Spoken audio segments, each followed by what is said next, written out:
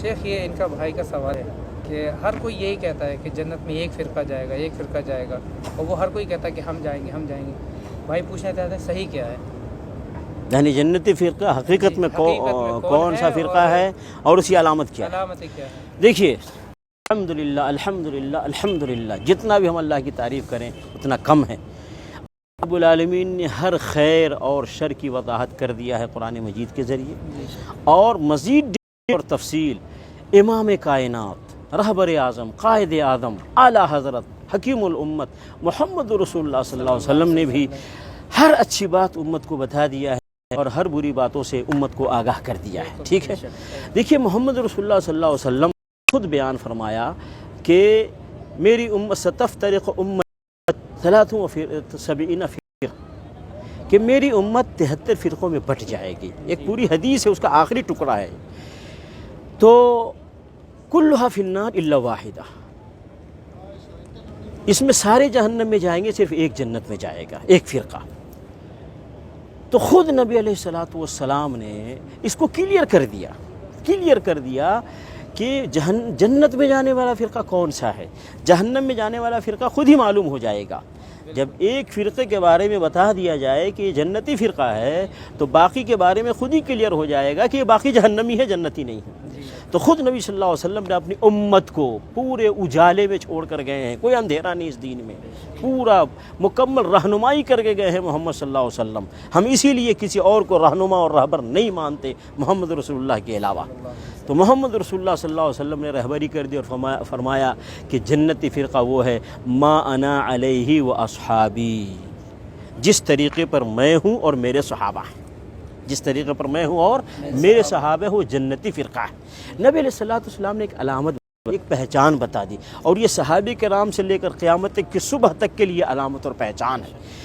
کیا مطلب؟ کہ نبی علیہ السلام نے اپنے قول سے، نبی علیہ السلام نے اپنے فعل سے، اور صحابہ کرام نے اس دین اسلام کو سمجھ کر اس دین اسلام پر جیسے عمل کیا ہے، ویسے ہی جس نے اس دین اسلام کو سمجھا اور عمل کیا، ایک ہے اللہ کے نبی صلی اللہ علیہ وسلم قول اور فعل کے مطابق، اور دوسرا صحابہ کرام کے عقیدے اور عمل کے مطابق جو ہوگا وہ جنتی فرقہ ہے۔ کلیئر ہو گیا۔ اب ہر آدمی دیکھے، میں آپ کو مثالیں دیتا ہوں۔ ایک آدمی کہتا ہے محرم میں تعزیہ مناؤ، ٹھیک ہے، کوئی کہتا ہے نہیں منانا چاہیے۔ تو اب فیصلہ کہاں سے ہوگا؟ اور رسول اللہ صلی اللہ علیہ وسلم کی زندگی دیکھتے ہیں، صحابہ کرام کی زندگی دیکھتے ہیں، کیا محرم کا تعزیہ ملتا ہے نبی صلی اللہ علیہ وسلم صحابہ کی زندگی میں؟ اگر نہیں ملتا ہے تو اس کا مطلب ہے تعزیہ نہ منانے والے، ماتم نہ کرنے والے یہ جنتی فرقہ ہیں۔ کیوں؟ کہ نبی صلی اللہ علیہ وسلم اور صحابہ کے راستے پر ہیں۔ ایسے ہی ربیع الاول کا مہینہ آتا ہے، کوئی کہتا ہے عید میلاد النبی مناؤ، کوئی کہتا ہے عید میلاد النبی نہ مناؤ۔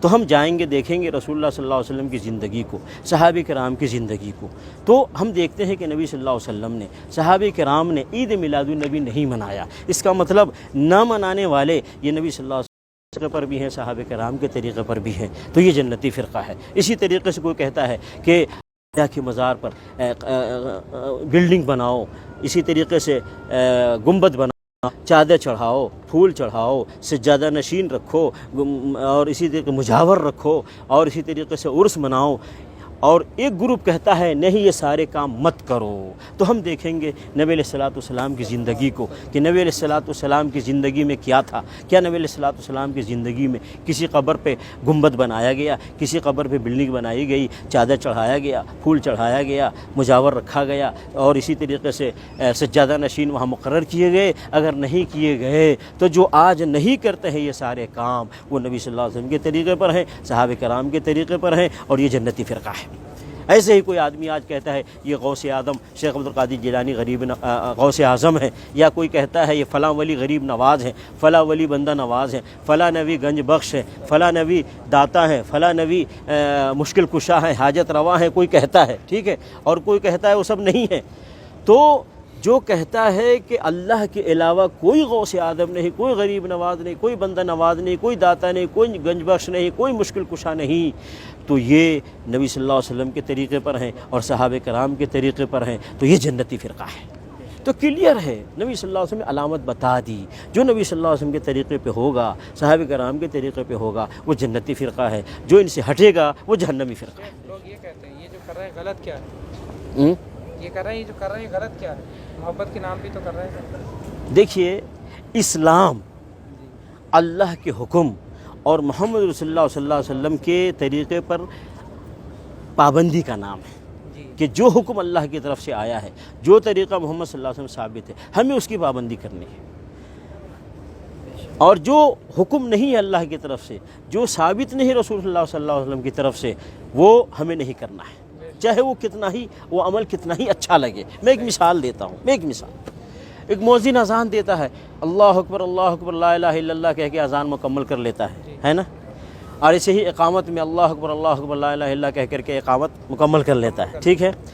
اب ایک دن مؤذن صاحب اذان دیتے کہتے اللہ اکبر لا الہ الا اللہ محمد رسول اللہ، اقامت کہتا ہے اللہ اکبر لا الہ الا اللہ محمد رسول اللہ، اذان بھی مکمل کرتا ہے، اقامت بھی مکمل کرتا ہے۔ کیا خیال ہے یہ مؤذن صحیح ہے یا غلط ہے؟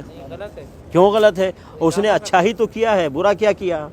سنت کے خلاف کر دیا نا۔ ہاں، اسی پوائنٹ کو سامنے رکھنا ہے کہ دیکھنے میں کوئی بھی عمل کتنا ہی اچھا لگے، اگر وہ محمد رسول اللہ صلی اللہ علیہ وسلم سے ثابت نہیں ہے وہ عمل برا ہو جائے گا۔ تو لا الہ الا اللہ کے ساتھ محمد رسول اللہ کہنا یہ برا نہیں ہے، لیکن اس موقع پر محمد رسول اللہ کہنا رسول اللہ صلی اللہ علیہ وسلم سے ثابت نہیں ہے، اس لیے یہ برا ہے۔